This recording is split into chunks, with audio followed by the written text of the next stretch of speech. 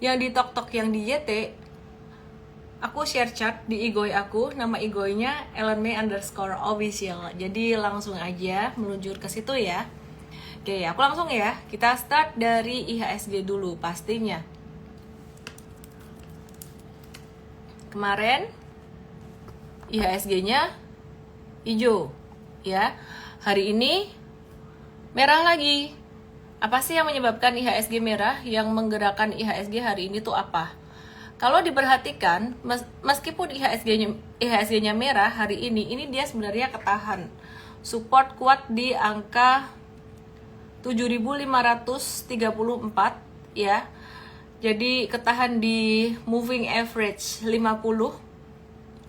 3 hari ketahan di sini. Ini menunjukkan bahwa angka moving average 50 ini merupakan angka yang kuat, penahan atau support yang kuat ya di sini.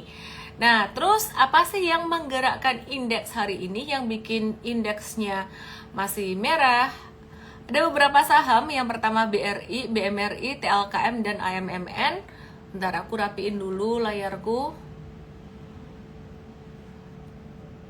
Aku share ya.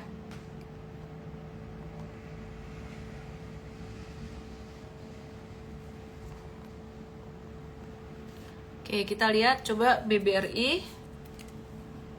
Langsung kasih jawaban.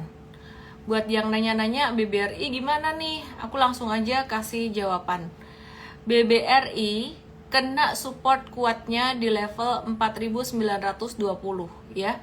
Jadi di 4.920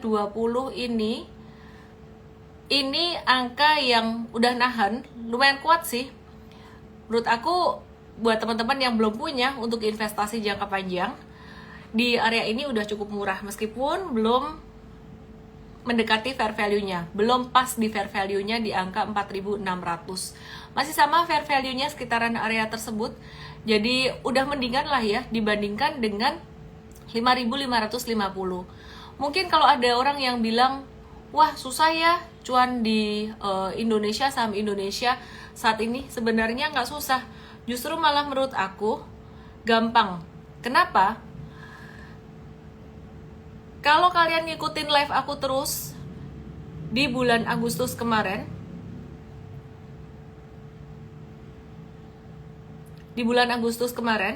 ini aku ada bahas 13 Agustus terutama dia breakout ya. Di sini teman-teman kita ada ulas juga baik di live maupun di Mfast dan Mtrade bahwa BBRI ini breakout dari flag pattern-nya dia. Dimana flag pattern-nya, benderanya tuh setinggi ini. Nih, lihatnya di Igoi ya saya. Yang di TokTok yang di YT nggak bisa lihat chartnya, langsung aja ke Igoi. Igoinya ada chartnya. Oke, jadi di sini flagnya tuh lumayan tinggi, sekitaran 21% kalau dihitung ketinggiannya dari 4.100 sampai puncak dari tiang flagnya tuh 4990. Nah, aku mau tarik garis ini. Tercapai nggak sih sebenarnya projection atau target dari flagnya itu sendiri? Oh, ternyata hampir tercapai loh. Jadi projection dari pattern flagnya ini di angka 5.550 dan BBRI waktu itu tertingginya mencapai level 5575 ya. Jadi sorry ya, ini sebenarnya udah kecapai berarti ya. Sorry. 5.600 deh. Target flagnya itu projection flagnya di 5.600, sedangkan BBRI waktu itu di 5.575. Jadi kayak 1 poin lagi itu udah kecapai. Teman-teman yang di TokTok yang di YT bisa ngelihat chartnya di Igoi ya. Oke. Terus kemudian perhatikan di sini setelah tercapai projection dari flag pattern-nya, mungkin yang belum jelas flag pattern-nya di mana. Ini aku kasih lihat dulu terbentuk flag pattern dari bulan Juni sampai bulan Agustus, kelihatan di Igoi ya teman-teman ya, di Igoi di sini. Nah, jadi ini udah tercapai terus kemudian dia turun. Dan bukan kebetulan juga sih, ini dia turunnya sekitaran bulan September setelah The Fed turunin suku bunga, dan 24 September ini puncaknya ketika China memberikan pengumuman stimulus pada 24 September. Banyak investor besar yang profit taking Yang profit taking setelah mereka borong dari Juni dan dari Agustus kemarin ketika The Fed memberikan pengumuman akan turunnya suku bunga dan mereka memindahkan duitnya sebagian ke China. Dari tanggal 1 sampai 7 ini China libur. Jadi penurunan di BRI ini agak-agak tertahan. Dan kalau kita lihat secara volume transaksi, ini volumenya juga sudah mulai turun. 26 September besar, 30 September kecil, dan hari ini masih merah, tapi volume transaksinya tuh udah semakin mengecil. Nah, ada kemungkinan, ini kan udah hari apa ya, Kamis ya. Ini hari Kamis, ini hari apa sih? Rabu, sorry. Ini Rabu, tanggal 2. 3 itu Kamis, 4 Jumat, terus 5, 6 libur, tanggal 7 itu Senin. Masih ada kemungkinan di tanggal 3, 4, dan 7 itu akan terjadi pantulan atau technical rebound buat BBRI dan juga saham-saham perbankan lainnya. Pantulannya mungkin nggak banyak, sekitaran sampai 5.225 sampai 50-an aja, segini. Kira-kira kalau di hari Kamis, Jumat, dan Senin nanti ada pantulan di BRI, kemungkinan cuma sampai 5225. Nah, setelah itu akan terjadi pertarungan. Pertarungan apa nih? Pertarungan antara Indonesia dengan China memperebutkan investor kah? Kita perhatikan indeks China-nya yuk, bagaimana? Ya. Oke, terus kita perhatikan indeks China-nya. Ya, di sini indeks China udah naik selama beberapa hari kemarin dan naiknya signifikan banget. Analisis ini sebenarnya tidak berubah dibandingkan dengan live aku beberapa hari kemarin karena China market ini lagi tutup gitu loh. Dari tanggal 1 itu lagi tutup dan udah semakin dekat dengan resistance. Yang pertama resistance 3.400, dimana resistance ini merupakan angka psikologis.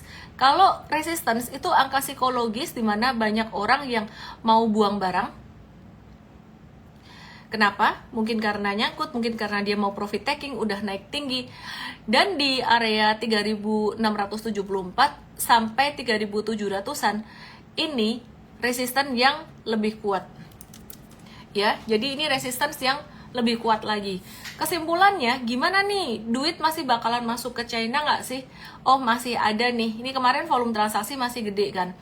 Kemungkinannya nanti kalau bursa China dibuka pada tanggal 8 Oktober, yaitu hari Selasa, ini masih bisa naik, indeks China masih bisa naik, dan big banks kita akan bisa kembali terkoreksi atau kembali turun. Nah, tapi turunnya tuh nggak usah khawatir teman-teman, turunnya akan bentuknya kayak gini.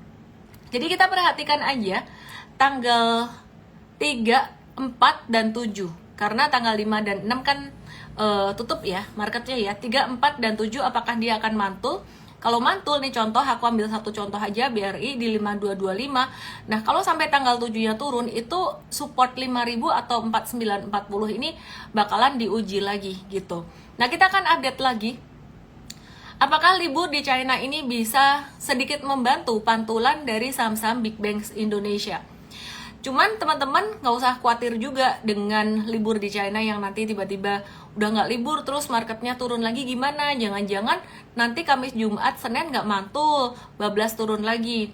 Tenang aja teman-teman, melihat di sini volume transaksi buangannya BRI dari hari ke hari ini semakin kecil, volume merahnya.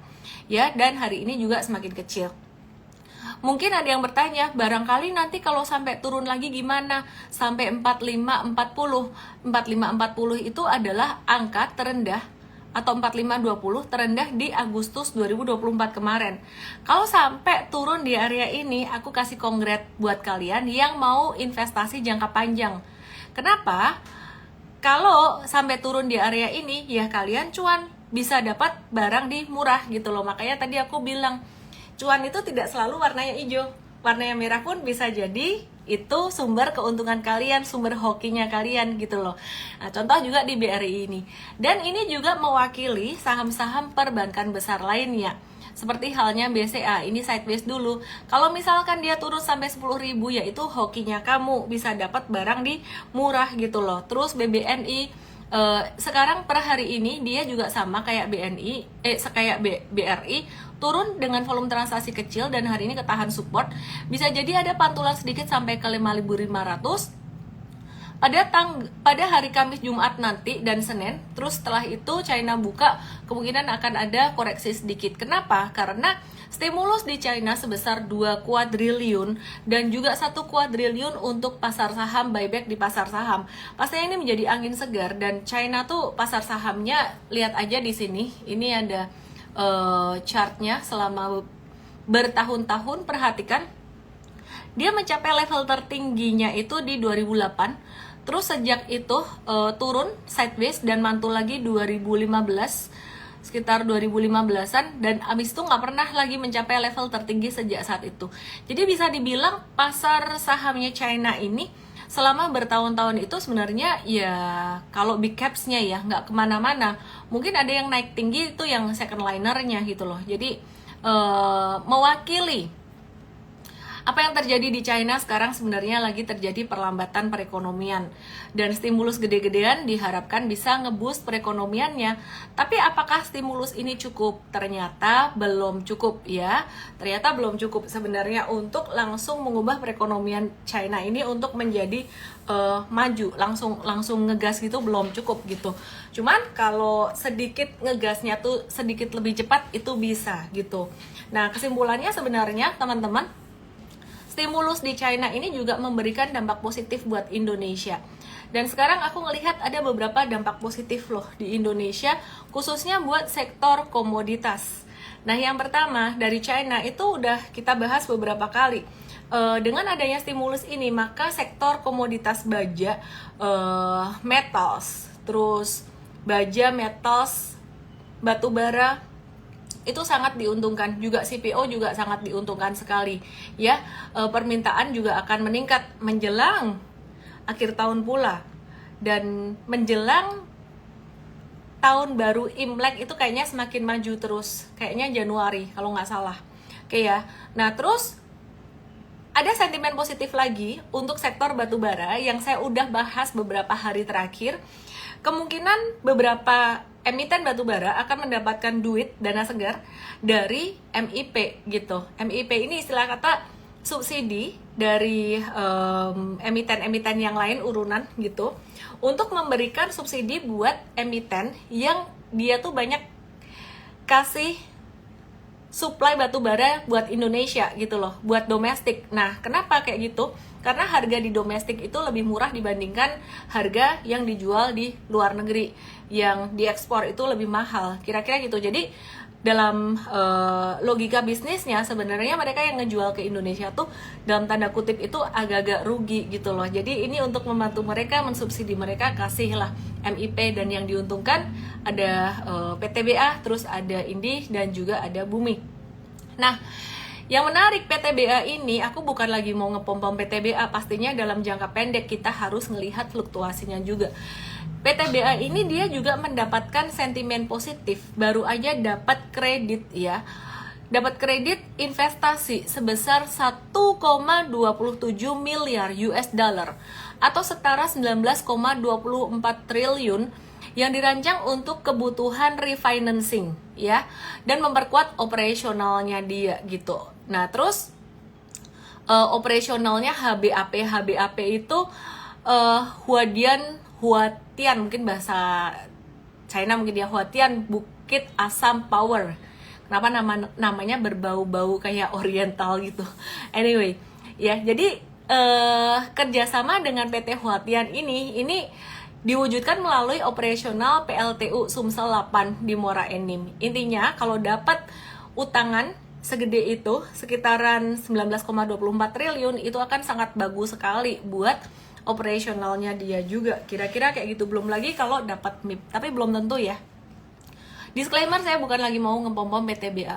Terus sektor komoditas dapat keuntungan lagi dari kondisi geopolitik. Aku kasih tanda kutip keuntungan karena di belahan negara lain di sana, tadi ada yang bilang kayaknya ada yang bukan mulai ya, kayaknya udah banyak yang dimana mereka tuh nggak bisa tidur gitu loh.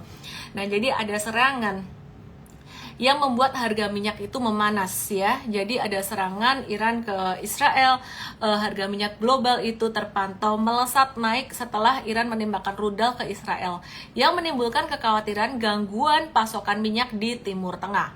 Nah, tidak hanya minyak, kalau udah kayak gini kondisinya, batu bara itu juga akan terimbas.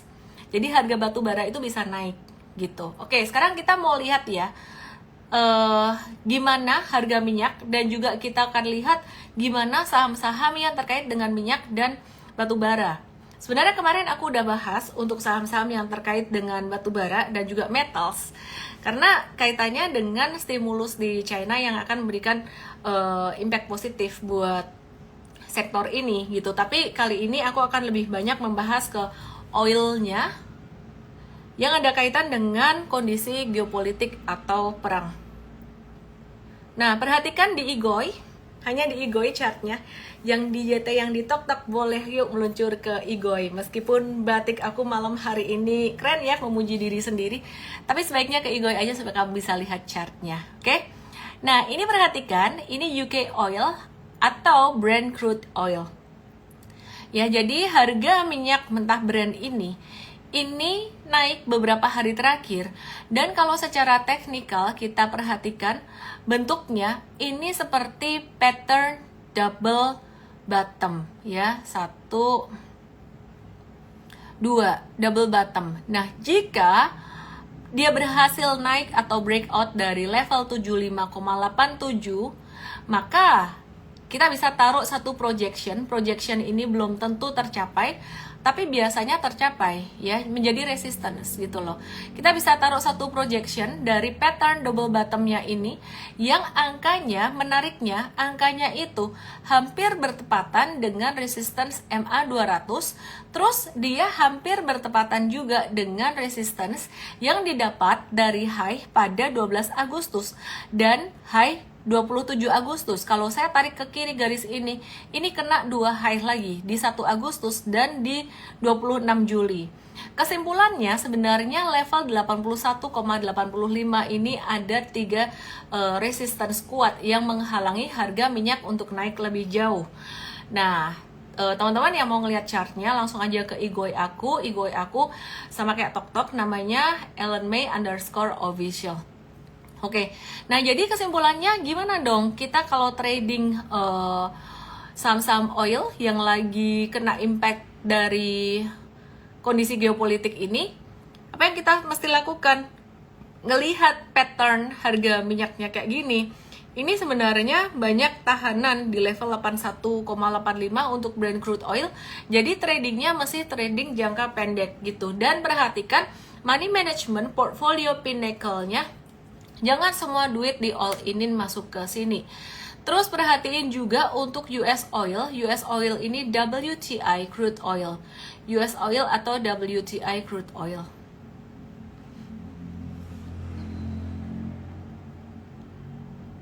Oke ya. WTI crude oil ini sama, dia membentuk pattern double bottom juga setelah downtrend yang lumayan panjang. Nah, kalau kita lihat dari US oil-nya ini bakalan sampai kemana sih? Kalau dia breakout dari 7209, which is hari ini sudah breakout. Hari ini udah breakout. Dia bakalan menuju ke 77,09. Ini mirip banget kayak Brent tadi. Ini pas di resistance high juga di sini. Terus ada MA 200. Jadi ada 3 resistance juga.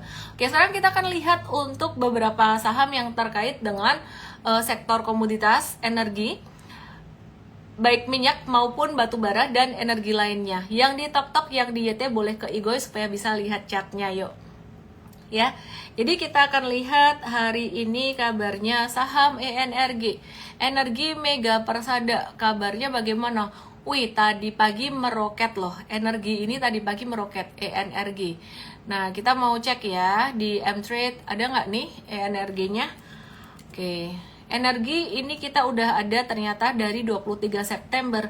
Sebelum ada keramaian hiruk pikuk tentang kondisi geopolitik, sebelum harga minyak global melesat gitu ya. Nah, aku nggak tahu sih serangannya tuh kapan sih, mungkin teman-teman yang lebih tahu gitu serangannya kapan. Nah, kita ngelihat sebenarnya dari activity harga sahamnya di sini. Ini dari tanggal 23 kemarin, ini udah ada breakout dan ini diinfoin di M-Trade secara real time. Nah, di sini kita ada review buy plus tadi pagi udah naik kencang banget, tinggi banget. Ini kita ada hold buat jangka menengahnya. Terus kita lihat untuk jangka pendeknya ENRG tadi udah profit taking 7-13%. Kenapa tadi energi kita profit taking cuan 7-13%? Kenapa? Kalau 7-13% tadi di profit taking itu alasannya karena ekornya panjang. Jadi udah naik tinggi terus kemudian keluar ekor panjang di sini. Ya, jadi udah keluar ekornya di sini. Perhatikan di sini ya. Oke, sebentar ya. Oke, jadi perhatiin ekor panjang tuh artinya apa? Tadi naik kenceng, terus ada pembalikan arah. Nah, ini ada buangan. Ini aku buka chart per 15 menitan, ini kelihatan. Ya, ini naik kencang, terus ini ada balik arah. Ada balik arah di sini. Nih. Ini ada double tops kecil. Nah, pas dia turun dari double topsnya itu, jadi kita melihat secara real time juga. Ini tadi kita review sell buat jangka pendeknya. Nah, jadi untuk jangka pendek kita ngelihat intraday juga gitu. Tapi jangka menengahnya kita masih ngehold. Kesimpulannya buat kalian yang masih punya gimana nih? Ya, kalau M-Trade sih jangka pendek udah profit taking, udah cuan duluan. Karena apa? Kita ngelihat harga minyak ini juga naiknya kayaknya nggak akan sampai rally-nya panjang banget gitu loh ya. Jadi kita profit taking separuh dulu, yang separuh kita hold jangka menengah. Nah, yang belum punya bagaimana? Jangan dikejar deh. Kalau yang belum punya sebaiknya tunggu retracement dulu aja, mungkin sekitaran 222. Belum tentu di 222 ini retracement bagus. Kalau sampai jatuh dengan volume besar itu nggak bagus. Kalau jatuhnya dengan volume yang kecil-kecil bertahap kayak gini, ini masih oke. Kemudian mari kita lihat Elsa. Mari kita lihat saham Elsa.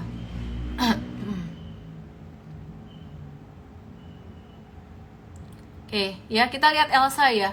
Elsa hari ini tadi market open, dia langsung bangun dari tidurnya, terus kita ada review buy buat Elsa dan closing ditutup di angka 505 ya. Jadi mostly teman-teman yang beli hari ini mostly cuan ya, karena candlenya warnanya hijau. Nah, aku nggak tahu kalian punya nggak Elsa ya, saham Elsa ini aku nggak tahu kalian punya atau enggak. Tapi yang aku perhatikan dari tadi pagi itu volumenya Elsa ini naiknya lumayan signifikan ya. Jadi naik volumenya tuh cepet banget, kayak dari nggak ada volume terus sampai jadi ada volume tuh sesi 1 belum habis dia udah volume transaksinya tuh udah lumayan tinggi. Kesimpulannya apa? Kesimpulannya yang ngeborong hari ini tuh big money gitu ya. Jadi Elsa ini kalau teman-teman perhatikan breakout dari level 496 ini mengawali uptrend barunya di dalam jangka pendek. Nah, di sini ada pattern triple bottom buat Elsa ini dan dia berpotensi untuk menuju sampai level 540-an. Oke, perhatikan di sini. Gerakannya kayak gini. Dia bakalan ada retracement dulu, jadi naik ada retracement dikit, nggak akan langsung yang sampai garis lurus gitu.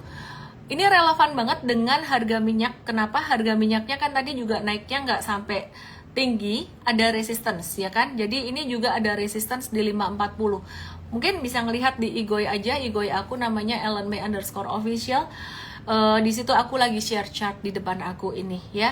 Jadi perhatikan di sini, ini UK Oil yang aku kasih lihat tadi, resistance-nya di garis ini sekitaran 81,94. Kalian yang di Igoi pasti bisa ngelihat pattern-nya ya. Terus Elsa juga sama, ini ada resistance yang lumayan kuat, ini di 540-an.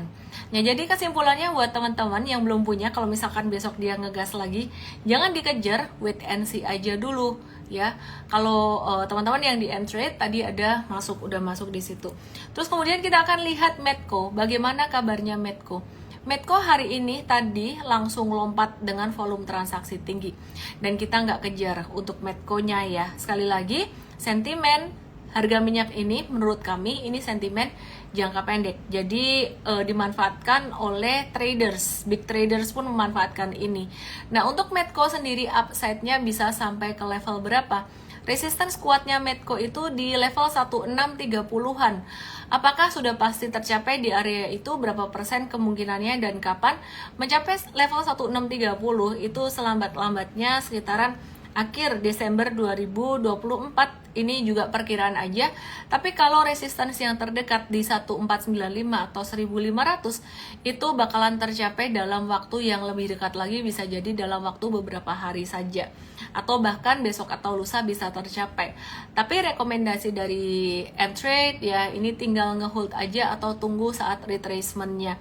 Retracement ke area berapa? Retracement sampai ke area 1335. Bahkan kalau dikasih retrace sampai ke 1300, itu juga pastinya akan sangat bagus sekali. Wah, mungkin nggak sih dikasih retracement sampai 1300? Kan ini gapnya gede, naiknya gapnya gede, tidak ada yang tidak mungkin. Teman-teman yang di TokTok yang di YT boleh lihat ke Igoy, aku lagi share chartnya. Sekarang aku lagi share chart Saratoga. Jadi Saratoga juga sempat naik tinggi ketika ada berita divestasi dari Adaro untuk AAI-nya. Nah, ternyata di sini dia habis gap up gede, ini sempat turun dan dia nutup gapnya. Benar-benar nutup gapnya di 11 September kemarin ada gap, 11-12 September ada gap, dia nutup gapnya. Jadi ada baiknya kalau Medco ini teman-teman tunggu retracement-nya aja. Barangkali dikasih kesempatan pas dia koreksi nutup gap itu akan lebih bagus. Ingat sekali lagi, sentimen untuk kondisi geopolitik ini jangka pendek ya, sifatnya jangka pendek. Oke, terus sebentar ya. Ini yang nanya pertanyaan macam-macam. Aku lagi masih fokus di sektor komoditas karena ada sentimen kondisi geopolitik tentang perang yang mempengaruhi harga komoditas. Nah, ini PTBA ini dalam beberapa hari kemarin ini turun naik sideways. Nah, kondisi sideways gini adalah kondisi yang sebenarnya agak susah untuk ditebak, terutama untuk trader jangka pendek. Tapi jangan hanya melihat jangka pendeknya saja. Kalau kamu mau mengantisipasi pergerakan harga saham, kalau misalkan ngelihatnya jangka pendek kayak gini, aku zoom, lihat di Igoy @LNME_official Igoy-nya.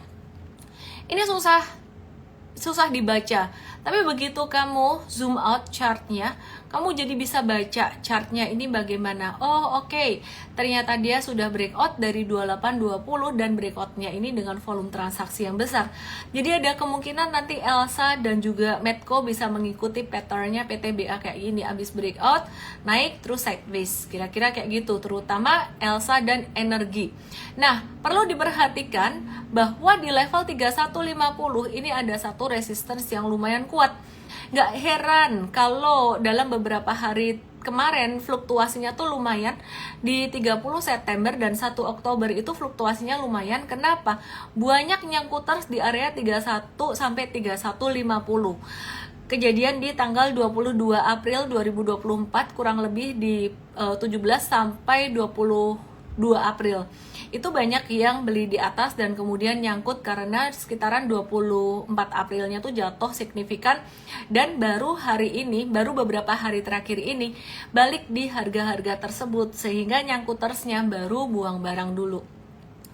Kita lihat sideways-nya volume transaksinya kecil, sehingga PTBA ini yang tadi saya bilang ada kemungkinan dapat sentimen positif dari MIP, ada kemungkinan dia akan dapat sentimen positif dari dia dapat kredit sekitaran 19 triliun, iya 19,24 triliun dari Bank Mandiri, ya. Jadi ini akan jadi impact positif buat bisnisnya, dan harapannya dia bakalan bisa ngasih dividen lebih bagus, dividen 2024 ini ya. Jadi nanti yang akan dibagikan di 2025 hopefully lebih bagus. Thank you giftnya. Oke. Terus aku mau ngebahas beberapa saham yang lain. Aku out of topic dari sektor komoditas karena komoditas batubara dan metal so aku udah banyak bahas kemarin. Aku pengen ngebahas saham dari sektor consumer goods. Tapi dikit deh, aku mau bahas ADMR dan Inco. ADMR-nya masih hold aja, di M-Trade juga udah cuan. Jadi buat kalian yang pengen belajar trading langsung aja ke mtrade start emtrade.id garis miring live emtrade.id garis miring live. Daftarnya di situ, acaranya tanggal 6 Oktober jam 7 sore. Perhatikan saham ADMR. Ini mtrade udah review buy dari 17 September 2024, cuan 15-17%. mtrade itu apa sih? mtrade adalah edukasi dan penasehat investasi berlisensi OJK, dan kita yang pertama dapat lisensi OJK. Dapatnya tidak mudah loh. Oke. Nah, ADMR kesimpulannya kita masih ngehold aja, dan yang baru mau buy sebaiknya nunggu retracement. Yang udah dikasih retracement tuh PTBA duluan. Disclaimer buat teman-teman semuanya, aku nggak suruh kalian untuk beli not even satu pun saham-saham yang aku mention ini jika kalian belum belajar ilmunya. Congrats buat M-traders yang dapat cuan di Inco. Wow, yang dapat cuan di Inco. Ya, aku kasih lihat ya perjalanannya di Inco itu gimana. Perjalanannya di Inco itu nggak langsung cuan. Jadi pada tanggal 17 September kita ada review buy Inco. Buat teman-teman yang memperhatikan gerakan saham day per day, mungkin agak-agak capek nih. 18 September, 19 September ini gak naik-naik di tempat terus. 20 September di tempat, oke. 23 September naik dikit. 24 September naik dikit, baru boom di tanggal 25 September, dan sejak saat itu gak ada remnya ini Inco.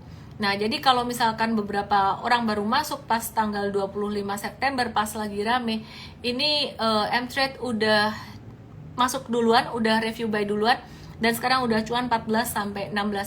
Jadi teman-teman langsung aja belajar di M-Trade Start tanggal 6 Oktober 2024 jam 7 sore di emtrade.id garis miring LIVE daftarnya. Oke ya, jadi Inco ini termasuk salah satu yang menarik untuk kita tunggu retracementnya. Kita sempat mengulas harga nikel beberapa hari yang lalu yang trennya udah mulai naik, dan kita ngikutin dari saham Inco ini pas di bottom banget, dapatnya di bottom banget di sini. Inco-nya M-Trade dapat di 17 September di bottom.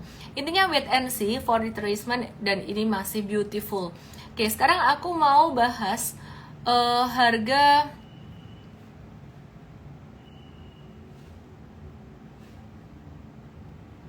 harga gandum.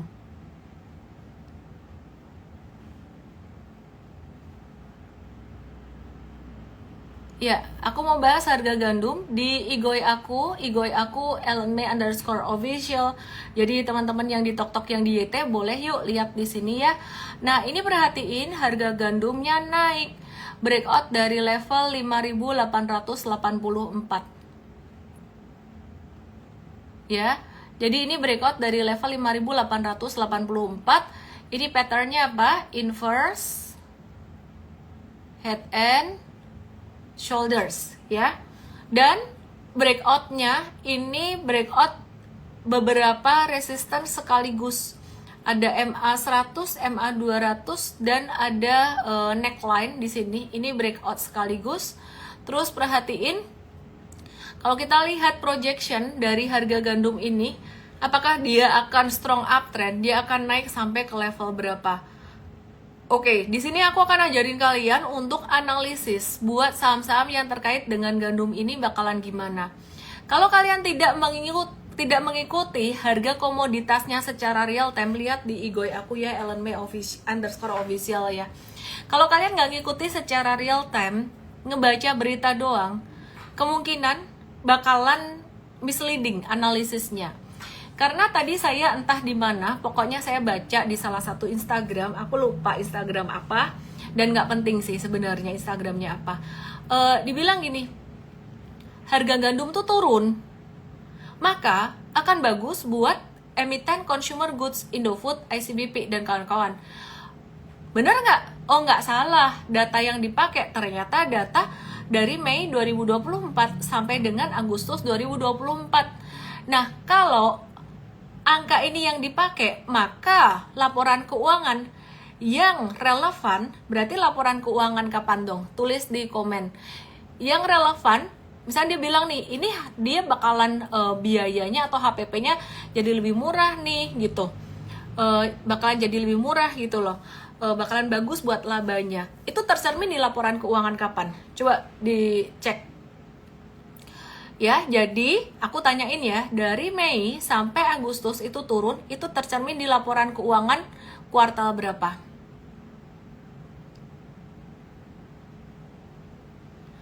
Kuartal kalau kuartal 1 itu Januari, Februari, Maret. Kuartal 2 April, Mei, Juni. Kuartal 3 Juli, Agustus, September. Kuartal 4 itu Oktober, November, Desember. Berarti kuartal 3 kan ya. Januari, Februari, Maret, April, Mei, Juni, Juli, Agustus, September. Oke. Berarti kalau mau pakai data ini ya, kalau mau pakai data sorry, komennya aku matiin lagi. Kalau mau pakai data dari Mei sampai Agustus, ini harga gandumnya turun, dia ngefek ke laporan keuangan perusahaan atau ngefek ke kinerja perusahaan jadi lebih bagus, dia bakalan ngefek ke laporan keuangan kuartal ketiga. Kuartal 3 itu bulan apa? Juli, Agustus, dan September. Ini pas di bottom. Nah, jadi kalau misalkan nanti keluar laporan keuangan di kuartal 3 bagus hasilnya itu, oke, benar sekali.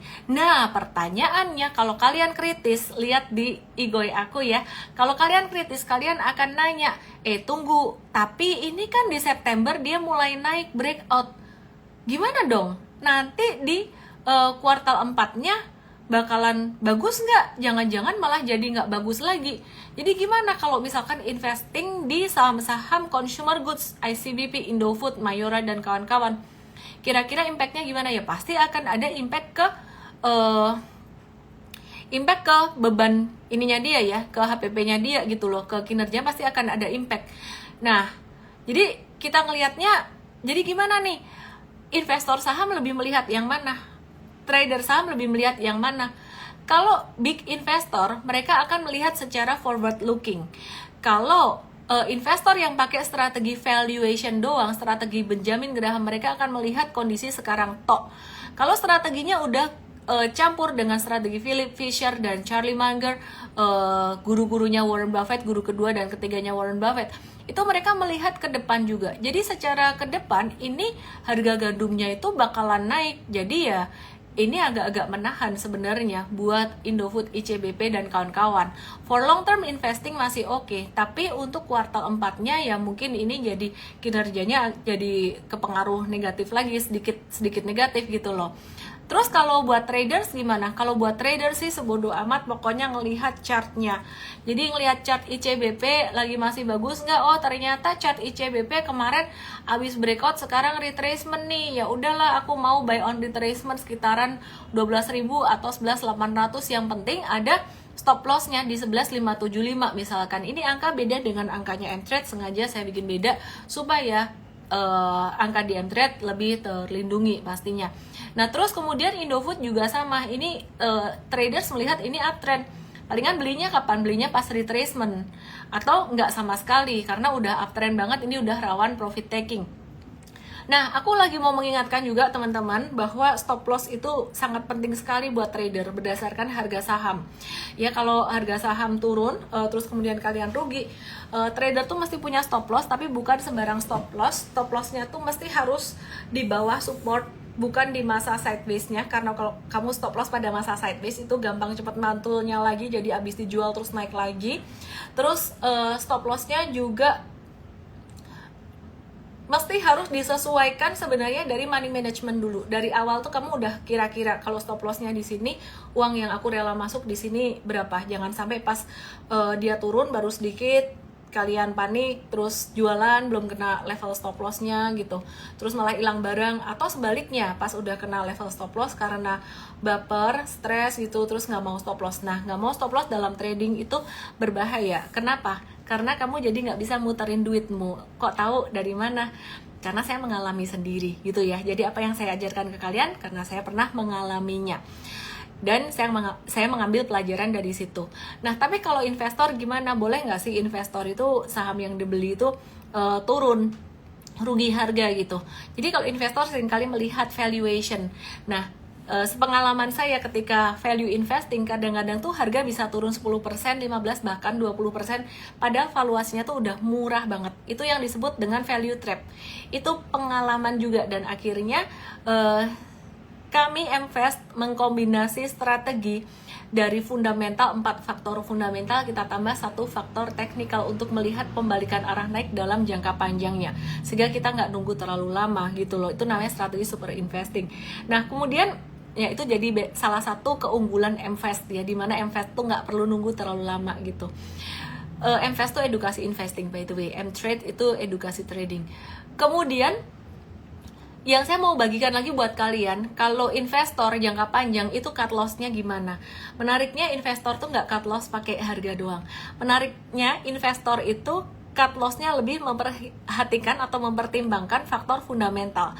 Misalnya, tadinya dia menilai pangsa pasar perusahaan ini bagus, manajemen bagus, bisnis model bagus, profitabilitas perusahaan bagus, dan valuasinya masih murah, mereka beli dan mereka hold. Tapi 1 atau mungkin 4 faktor ini berubah, misalkan pangsa pasarnya jadi jelek nih, mungkin dulu orang pakai apa ya, yang pangsa pasar jadi jelek itu kamera analog gitu, terus mungkin udah ada smartphone dan sebagainya, itu pangsa pasarnya jadi nggak bagus, itu contoh aja ya. Terus kemudian yang kedua, dari manajemen tuh ternyata sangat diperhatikan sekali sama fund manager yang benar. Ada juga fund manager yang fokusnya cuma goreng-goreng doang. Kalau mereka mau investing itu benar-benar perhatikan manajemennya benar atau enggak. Kemudian yang ketiga, kalau manajemennya berubah jadi nggak bagus ya mereka nggak jadi ini sih, masuk sih. Kemudian yang ketiga, profitabilitas. Kalau perusahaan mulai rugi, nah itu mereka mungkin bisa mengurangi posisi dengan atau tanpa mengalami kerugian secara harga. Kadang-kadang harganya belum rugi, tapi kalau misalkan profitabilitas perusahaan, labanya udah mulai nggak bagus, cash flow-nya udah mulai nggak bagus, ya itu berarti this is not good gitu ya, mereka bisa keluar. Yang terakhir valuasi, kalau valuasinya udah ketinggian, mereka bisa jualan atau bisa profit taking, kayak Warren Buffett jualan Apple. Di masa pandemi kemarin, Warren Buffett jualan emiten penerbangan, itu dia bukan cut loss secara harga loh, dia memperhatikan faktor fundamental yang bakalan kena turbulence dan dia keluar. Nah itu malam hari ini sangat syarat sekali dengan edukasi.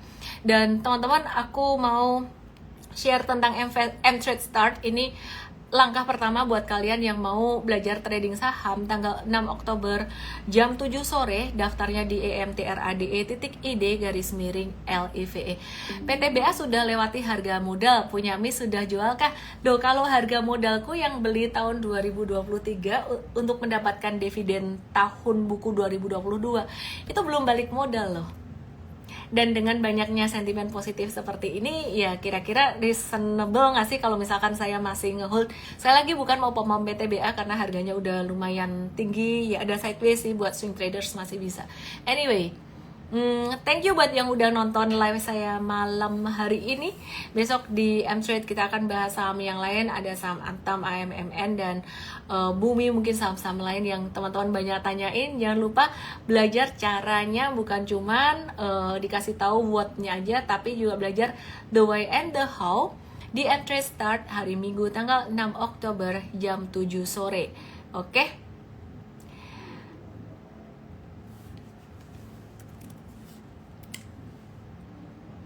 Ini ada pertanyaan bagus, satu dia bilang, BBYB udah di 254 loh, kemarin katanya tunggu retracement di 272. Oke, ini yang saya bilang pentingnya update secara real time. Perhatikan di sini, BBYB pas kemarin naik, kita kan ada kasih support ya. Ini yang saya bilang, ya ini ada kasih support 272an, itu ini angka yang reasonable di sini 272 ya. Ini support. Jadi kalau dekat area support ada potensi untuk buy on weakness. Nah, tapi kalau jatuhnya tadi kan saya bilang ya, saham-saham yang kamu mau tunggu pas retracement itu oke, asalkan nggak jatuh dengan volume transaksi besar. BBYB hari ini jatuh dengan volume transaksi gede. Jadi kita nggak buy. Gitu aja. Makanya update harus secara real time dan diupdate di mTrade. Semoga bisa bermanfaat buat semuanya.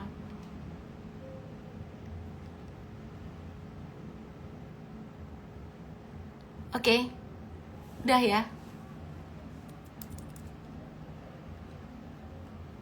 ESA udah rawan profit taking jangka pendek.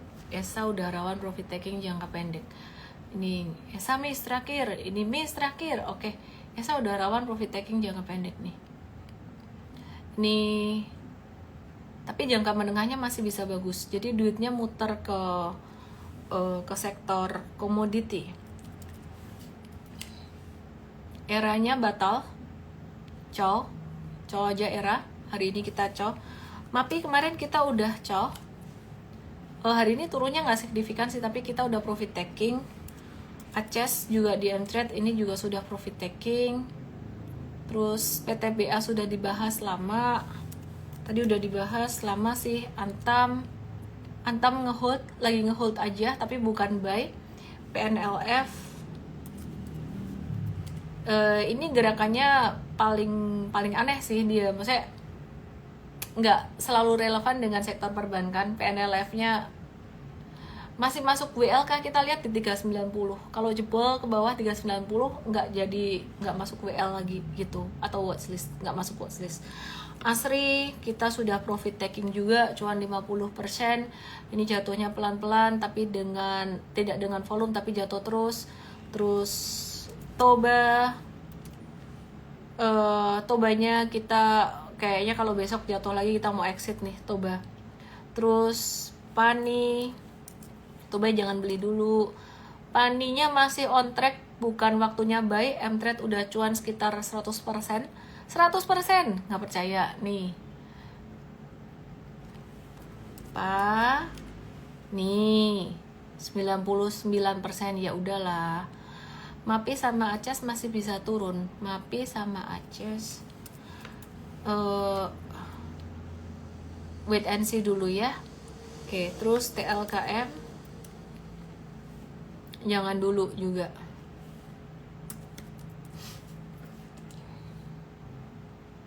Brisnya udah turun banget, udah disupport sih. Ini kalau sampai breakdown lagi di 2860 ya kita cow aja. Terus UNTR Bumi, kalau ada ACES hold kah? mTrade sih udah profit taking ya. UNTR-nya ini kayak mau bagi dividen tapi dividennya nggak begitu besar, jadi sideways dulu. Wait and see kalau mau buy dekat resistance. Bumi jangan buy dulu, ini kok malah buangannya gede per hari ini. ASII valuasinya masih murah banget buat investing, jadi dia masih sideways aja. Jangka pendek bisa turun sampai ke 5 ribuan, that's normal. Elsa udah dibahas di awal, ada row ketinggian secara monthly chartnya. Kita udah bersiap, mTrade malah udah profit taking nih. Ada row, let me check. Ada row.